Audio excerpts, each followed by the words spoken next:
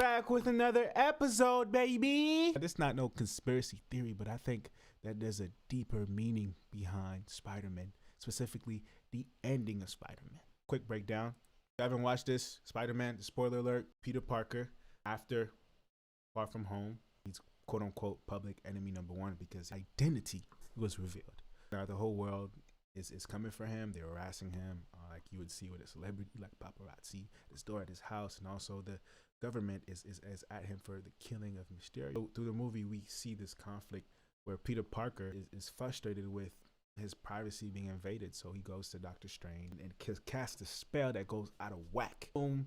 It opens up the multiverse. Chaos unleashes. Peter Parker's whole thing was he didn't want to send his enemies that came through back because they would die. So instead, he created a cure so that when they returned, they wouldn't return to their world as they were before. For him to do that, he had to sacrifice a lot. I think it's impossible to be a hero without sacrificing. That a good leader sacrifices, a good leader serves, literally. I truly believe that the first is last. And we see him do that here at the end, where the only way for him to save the world and even the universe was for him to sacrifice his relationship. So this man literally allowed Dr. Strange to cast a spell that would allow everybody to forget about who he is, even people that he loved, and that came at a cost. And I think there's something meaningful to thank you. I think this Marvel movie specifically reflects Jesus in a way that he loved the world so much. A God sacrificed his own son so that we'd have a relationship with him, so that we'd have eternal life, so that we'd have a relationship with him.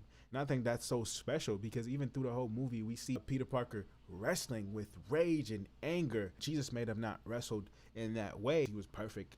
He did not sin, but he still wrestled as his mission was to come down and die for us, die for our salvation. He still wrestled. Jesus literally was sweating blood because what he was about to do was so great. Like, this man suffered so that we'd have access to a relationship with him. And I think that's so beautiful that, like, I'm a big Marvel fan, but that I have a hero that actually saved, like, God saved the world, and it came at a cost. So I think it's interesting seeing the parallel between this young Peter Parker and how he literally sacrificed his relationships. I truly think that's a big inspiration.